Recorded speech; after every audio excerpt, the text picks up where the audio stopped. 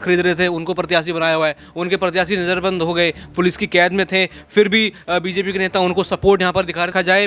राजस्थान के चुनाव इतने आसान जो पहले लग रहे थे सराहनीय है। लेकिन जहाँ तक धांधली की बात है तो धांधली को लेकर के चुनाव आयोग हर चुनाव में उस तरीके के सख्त कदम को उठाता है जिससे कहीं ना कहीं जो है इस पर कड़े तौर पर जो है रोक लगाई जा सके। को लेकर के अभी भी जो है कई सीटों पर जब खराबी होती है और या फिर बैटरी को लेकर के सवाल उठाए जाते हैं तो इससे चुनाव कहीं ना कहीं प्रभावित।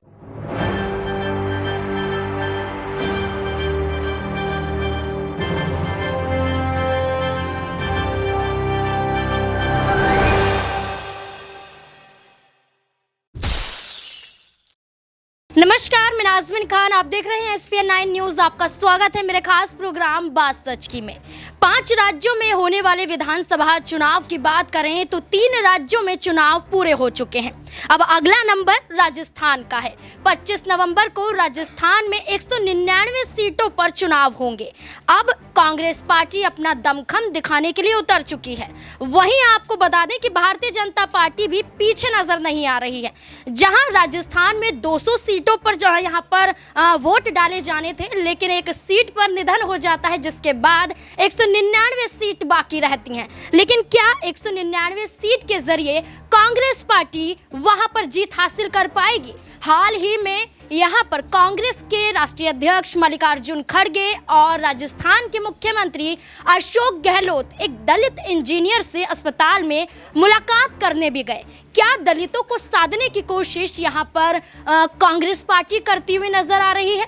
क्योंकि देखा जाए तो भारतीय जनता पार्टी के खिलाफ बहुजन समाज पार्टी की बात करें तो कांग्रेस पार्टी के साथ राजस्थान में जुड़ती हुई नजर आ रही है। बहुजन समाज पार्टी की बात करें तो उनके प्रत्याशी कांग्रेस में शामिल हो रहे हैं, जिसके बाद ये कहा जा रहा है कि कांग्रेस को बसपा का साथ मिल रहा है, कांग्रेस को दलित आदिवासियों का साथ मिल रहा है। लेकिन क्या वाकई ऐसा होगा? क्या कांग्रेस इन तमाम मुद्दों के जरिए राजस्थान में अपनी जीत हासिल कर पाएगी? वो भारतीय जनता पार्टी जो कहती हैं कि कोई भी सीएम चेहरा नहीं होगा, लेकिन उसके बाद वसुंधरा राजे को टिकट दे देती हैं। क्या भारतीय जनता पार्टी एक अलग ही रणनीति तैयार कर रही है? तमाम सवाल बनते हैं और सवाल का जवाब खंगालने के लिए न्यूज़ रूम में आज हम मौजूद हैं। मेरे साथ सबसे पहले दौलत मौजूद है। दौलत, आपका स्वागत है। दौलत, अभी हाल ही की बात करें तो एक खबर काफ़ी सुर्खियों में देखी जा रही है कि यहाँ पर कांग्रेस के राष्ट्रीय अध्यक्ष मल्लिकार्जुन खड़गे और अशोक गहलोत यहाँ पर दलित इंजीनियर से मुलाकात करने जाते हैं। और दलित इंजीनियर से मुलाकात इसलिए की जाती है क्योंकि कांग्रेस के एक प्रत्याशी ने उनको वहाँ पर मारा पीटा था, जिसके बाद उनकी हालत बिगड़ जाती है। लेकिन ये भी देखा जाता है कि उस प्रत्याशी को यहाँ पर कांग्रेस पार्टी निकाल देती है, जिसके बाद भारतीय जनता पार्टी यहाँ पर टिकट देती हुई नजर आती है। क्या माना जाए कि यहाँ पर दलितों को साधने के लिए अब ये कोशिश की जा रही है? क्योंकि मुलाकात के मायने तो इस तरीके से निकाले जा रहे हैं। जब देखिए उनके प्रत्याशी ही इस तरीके से होंगे कि वो लोगों के साथ ऐसा व्यवहार करेंगे तो उनको कहीं ना कहीं सहानुभूति जो है लोगों से दिखानी पड़ेगी। और यहाँ पर वो इंजीनियर से मिलने गए, फिर यहाँ पर ऐसा नाम दीजिएगा कि दलित इंजीनियर से मिल रहे हैं, यानी सहानुभूति कांग्रेस पूरी यहाँ पर लेने की कोशिश कर रही है कि चुनाव से पहले यहाँ पर सहानुभूति ले ली जाए। क्योंकि उनके धड़े में तो कहीं ना कहीं देखा जाए तो एक विस्फोट दिखाई दे रहा है, एक विवाद दिखाई दे रहा है सचिन पायलट और अशोक गहलोत के बीच। तो उन सबको कवर करते हुए यहाँ पर उनको चुनावों पर ध्यान देना होगा कि किस तरीके से चुनाव यहाँ पर हम जीतें। हालांकि देखा जा रहा है जो सर्वे में सामने आया है कि अशोक गहलोत ही अभी भी जो है पहली चॉइस है सीएम के तौर पर और सरकार बनाने भी वो यहाँ पर जा रहे हैं। कांग्रेस तो यही दावा कर रही है, लेकिन यहाँ पर लगातार अलग अलग वोटर्स को यहाँ पर साधने की कोशिश कांग्रेस के द्वारा यहाँ पर की जा रही है। और यहाँ पर बात की जाए प्रत्याशियों की तो कांग्रेस ने भी उन्हीं प्रत्याशियों को वापस से यहाँ पर खड़ा कराया जो विधायक रह चुके हैं। और अगर किसी बड़े नेता को लाएं तो यहाँ पर टिकट भले ही यहाँ पर कांग्रेस ने किसी का नहीं काटा, लेकिन बीजेपी की तरफ हमने देखा है कि कई दिग्गज लोगों के टिकट कटने उसका विरोध प्रदर्शन यहाँ पर देखने को मिला कि पार्टी के खुद के लोगों ने यहाँ पर पार्टी के झंडे जलाए। तो देखा जाए तो राजस्थान का जो चुनाव है इस बार कहीं ना कहीं थोड़ा मुश्किल हो गया कि खुद मल्लिकार्जुन खड़गे और सीएम अशोक गहलोत को वहां तक जो है मिलने जाना पड़ा इंजीनियर से, क्योंकि सारा विवाद जो है उनके नेता के चलते हुआ था। नेता के चलते तो हुआ था, लेकिन यहाँ पर उन्होंने इनसे निकाल भी दिया था और उसके बाद भारतीय जनता पार्टी उन्हें टिकट दे देती है। आपको बता दें कि धौलपुर में बाड़ी के विधायक गिरिराज सिंह मलिंगा की बात करी जा रही है यहाँ पर, और अब भारतीय जनता पार्टी में आने के बाद वो कांग्रेस पार्टी के खिलाफ बोलते हुए नजर आ रहे हैं। जो भारतीय जनता पार्टी कहती है कि हम तमाम वर्गों को लेकर चलते हैं, दलित हो, आदिवासी हो या फिर और भी कोई लोग हो, यहाँ पर महिलाएं हो, बुजुर्ग हो, तमाम लोगों को चलते हैं, तमाम धर्मों को लेकर चलते हैं। लेकिन जब दलित इंजीनियर पर ये कांग्रेस प्रत्याशी यहाँ पर हमला करते हैं, उसके बाद कांग्रेस उन्हें निकाल देती है, तो भारतीय जनता पार्टी उसी सीट से, बाड़ी सीट से उन्हें फिर से टिकट दे देती है। तो क्या एक षड्यंत्र के तहत देखा जा रहा है कि चुनाव वहाँ पर जीत पाएगी भारतीय जनता पार्टी? बीजेपी तो हमेशा देखा जाए तो धर्मों के नाम पर ऐसा डिफरेंस बनाती है, उसी नाम पर जो है बीजेपी वोट कमाती हुई आई है। हमेशा उनका एम ये रहा है कि लोगों को दो धड़ों में बांटकर यहाँ पर वोट कमाए जाएं, और राजस्थान में वो ऐसे करते जा रहे हैं कि जिस व्यक्ति ने यहाँ पर उस इंजीनियर के साथ ऐसी हरकत करी उसको यहाँ पर वो टिकट दे देते हैं। वो बाद में देखने वाली बात है कि दलित है, वो ब्राह्मण है, जो भी है वो मुद्दा बनाने वाली बात है। लेकिन यहाँ पर देखा जाए तो व्यवहार यहाँ पर लोगों के साथ जैसा हो रहा है उसका सबसे पहले जो यहाँ पर विरोध होना चाहिए। लेकिन बीजेपी ने यहाँ पर अपनी राजनीतिक मानसिकता यहाँ पर दिखा दी कि वो किस तरीके से जो है सिर्फ गुंडों को और ऐसे लोगों को भर्ती करती है जो यहाँ पर कहीं ना कहीं जनता का और लोगों का नुकसान करते हैं। यानी यहाँ पर देखा जाए, हमने मध्य प्रदेश में देखा कि जो लोग वोट खरीद रहे थे उनको प्रत्याशी बनाया हुआ है, उनके प्रत्याशी नज़रबंद हो गए, पुलिस की कैद में थे, फिर भी बीजेपी के नेता उनको सपोर्ट यहाँ पर दिखा रहे थे। तो बीजेपी के नेता जब विवादों में फंसते हैं तभी उनको इतने बड़े बड़े इनाम मिलते हैं। यहाँ पर तो कांग्रेस से विवाद से फंसने के बाद ये बड़ा इनाम तो यहाँ पर मिलना शायद बीजेपी की नज़र से ज़रूरी हो गया था। यहाँ पर राजस्थान में ये देखने को मिला कि 200 सीट थी, लेकिन 199 सीटों पर अब भी यहाँ पर वोट डाले जाएंगे, क्योंकि कांग्रेस का प्रत्याशी करणपुर की बात करें तो वहाँ उनका निधन हो जाता है, जिसके बाद चुनाव आयोग ने भी फैसला नहीं लिया है कि उस सीट पर अभी चुनाव होगा कि नहीं होगा। वो बात की बात देखी जाएगी। 199 पर चुनाव हो रहा है। कांग्रेस पार्टी को यहाँ झटका लग सकता है, क्योंकि उनके ही प्रत्याशी का यहाँ पर निधन हुआ। बिल्कुल यहाँ पर कांग्रेस को झटका लग सकता है, लेकिन यहाँ पर देखा जाए तो एक सीट का जो मुकाबला है वो कहीं ना कहीं यहाँ पर कम हो गया। तो कांग्रेस इसका एडवांटेज जो है उठाती हुई नजर आए। यहाँ पर कंपटीशन जो है थोड़ा और कड़ा भी हो गया होगा यहाँ। उसके बाद देखा जाए 199 सीटों में से अब यहाँ पर जीतों का आंकड़ा जो है बैलेंस करके चलना है। तो देखा जाए राजस्थान के चुनाव इतने आसान जो पहले लग रहे थे अब नहीं है। यहाँ पर दोनों पार्टियों में कई सारी दिक्कत हैं, यहाँ पर सीट अब कम हो गई हैं। तो देखा जाएगा, जनता फैसला 25 तारीख को यहाँ पर अपना देकर आएगी, और 3 दिसंबर को ये पता चलेगा कि कौन यहाँ पर जो है राजस्थान में अपनी सरकार बनाएगा। जी बिल्कुल, यहाँ पर 25 नवंबर को वोट डाले जाएंगे और देखा जाएगा कि यहाँ पर उसके बाद जो 3 दिसंबर को परिणाम आएंगे, क्या कुछ वहाँ पर देखा जाएगा। लेकिन राजस्थान में पहली बार एक पहल भी की गई है। वो पहल है यहाँ पर होम वोटिंग के ज़रिए। वो पहल है यहाँ पर कि लोग जो यहाँ पर वोट डालने नहीं जा सकते हैं वो घर से ही वोट डालते हुए नजर आएंगे। उसमें आप दिव्यांग लोगों को देख सकते हैं, उसमें बुजुर्ग लोगों को देख सकते हैं, और ये सिलसिला शुरू भी हो चुका है। 11 नवंबर की बात करें तो यहाँ पर घर से ही वोट डाले जा रहे हैं। क्या राजस्थान में ये प्रभाव डाल पाएगा? क्या घर से वोट जो डाले जा रहे हैं क्या सही तरीके से देखे जाएंगे? उसमें कोई फर्जी नहीं होगी, फर्जीवाड़ा नहीं देखा जाएगा। तो सवाल ये भी बनता है। तो मेरे साथ अबरार भी मौजूद है। अबरार, जिस तरीके से देखा जाए कि राजस्थान में एक पहल की गई है होम वोटिंग की, और वहाँ पर मतदान की प्रक्रिया शुरू भी हो चुकी है और कई लोग वहाँ पर वोट भी डाल रहे हैं, आपको क्या लगता है कि होम वोटिंग एक सही पहल है या इसके जरिए भी फर्जीवाड़ा हो सकता है?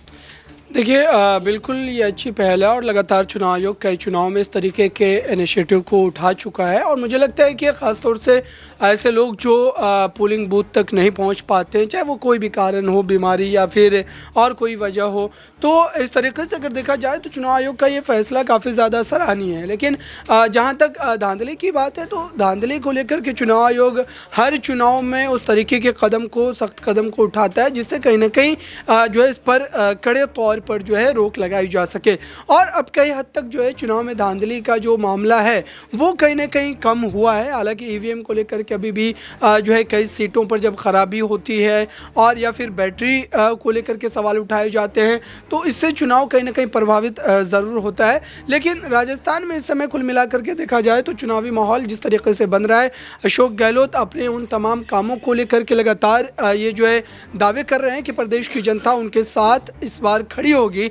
लेकिन राजस्थान में जो चुनावी गणित रहा है वो कहीं ना कहीं अशोक गहलोत के लिए एक बड़ा चिंता का सबब बन सकता है, क्योंकि अभी भी अगर देखा जाए तो पार्टी के कई विधायक, पार्टी के कई मंत्री जो है अशोक गहलोत के नेतृत्व में काम करने से हिचकिचाते हैं और वो जो है सचिन पायलट को ज़्यादा प्रमुखता देते हैं। तो ये कांग्रेस पार्टी की लगातार चिंता बनी रहेगी चुनाव जीतने के बाद भी कि आखिरकार मुख्यमंत्री के तौर पर किसे आगे किया जाएगा और किस चेहरे के साथ नेता और मंत्री जो है अपनी सहमति को जताते नजर आएंगे। तो मुझे लगता है कि राजस्थान में इस समय जो है कांग्रेस पार्टी की दोहरी चिंता है, क्योंकि एक तो चुनाव को लेकर के जो जनता के बीच पार्टी ने अपनी एक छवि बनाई थी उसको एक बड़ा झटका लगा, क्योंकि पार्टी के कई नेता आपस में लड़ते झगड़ते नजर आए, जिसकी वजह से कांग्रेस का जो मूलभूत जो वोटर्स होगा वो कहीं ना कहीं छिटकता नजर आ सकता है, क्योंकि उनके पास कई विकल्प है। बहुजन समाजवादी पार्टी है, बहुजन समाज पार्टी है, आरएलपी है, तो ये तमाम कई विकल्प उनके पास मौजूद है।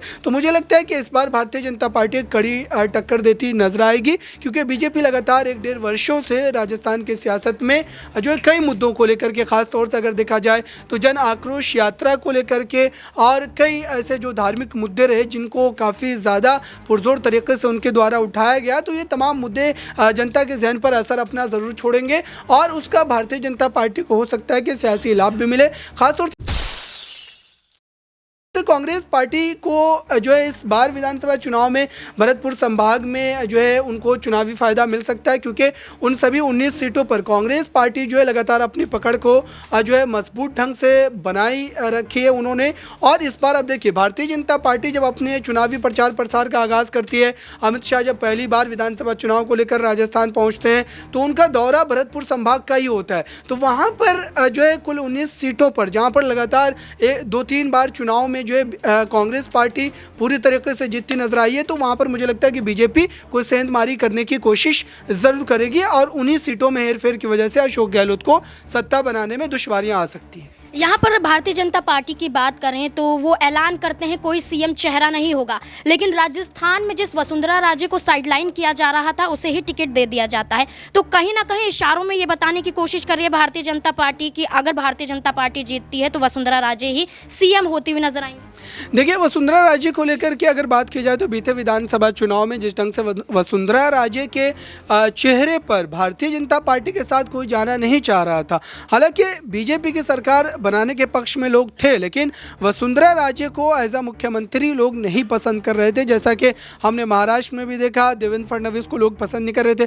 तो मुझे लगता है कि बीजेपी दरअसल इस पत्ते को इसलिए भी नहीं खोलना चाहती है ताकि लोग जो खासतौर से वसुंधरा राजे को नहीं पसंद करते हैं वो भाजपा के खिलाफ न चले जाएं, दूसरे विकल्पों पर वो जो है गौर करना न शुरू कर दें। तो इस वजह से बीजेपी जो है सीएम और जो है बड़े पद को लेकर के लगातार कहीं ना कहीं पारदर्शिता बरत रही है और मुख्यमंत्री जो है चेहरे पर उन्होंने अब तक अपने पत्ते नहीं खोले। और मुझे ये लगता है कि आखिरकार विधानसभा चुनाव के नतीजों के बाद अगर बीजेपी किसी भी चेहरे के साथ जाना पसंद करेगी तो किसी भी तरीके के अंतरकलह या फिर नेताओं के बीच जो है असहमति का माहौल जो है वो नहीं देखने को मिलेगा, क्योंकि बीजेपी अभी भी केंद्र के संतुलन में चलती है। अगर हाईकमान की तरफ से कोई फैसला आता है तो उस फैसले को सभी सराहते हैं और वसुंधरा राजे भी इस तरीके के गलत कदम को नहीं उठाएंगी कि वो पार्टी के खिलाफ जाए अगर उन्हें मुख्यमंत्री नहीं बनाया जाता है। तो फिलहाल अगर ऐसा देखा जाए तो राजस्थान में मुख्यमंत्री के चेहरे के रूप में बीजेपी ने खुले तौर पर जो है किसी भी चेहरे को आगे नहीं किया और ये उनकी स्ट्रैटेजी का हिस्सा हो सकता है ताकि बीजेपी के साथ तमाम वोटर्स जो हैं वो जुड़े। जी बिल्कुल, यहाँ पर भारतीय जनता पार्टी और कांग्रेस पार्टी की बात करें तो कांग्रेस पार्टी सचिन पायलट और अशोक गहलोत को लेकर आगे चल रही है, तो वहीं भारतीय जनता पार्टी की बात करें तो सीएम चेहरे का ऐलान नहीं किया जाता है। कहा जाता है कि पीएम चेहरे पर यहाँ पर वोट डाले जाएंगे और इस बात का ऐलान खुद प्रधानमंत्री नरेंद्र मोदी करते हुए दिखाई देते हैं। राजस्थान में किसकी सरकार बनेगी इसको लेकर असमंजस की स्थिति तो अभी बनी हुई है, लेकिन जिस तरीके से सवाल पूछे जा रहे हैं तमाम लोग हिचकिचाते हुए भी नजर आ रहे हैं, लेकिन उसके बावजूद यहाँ पर जो जवाब हमारे सामने निकल कर आए हैं इससे यही अंदाज़ा लगाया जा रहा है कि 25 नवंबर को जो वोट डाले जाएंगे जनता के आधार पर तय किया जाएगा कि आखिरकार किसकी सरकार बनती हुई नजर आती है। राजस्थान में अगला चुनाव होने वाला है, आपको क्या लगता है कि मध्य प्रदेश, मिजोरम और छत्तीसगढ़ के बाद राजस्थान में क्या कुछ बदलाव होता हुआ नजर आएगा? क्या है आपकी राय? कमेंट बॉक्स में जरूर बताएं। देखते रहे SPN9 न्यूज़। धन्यवाद।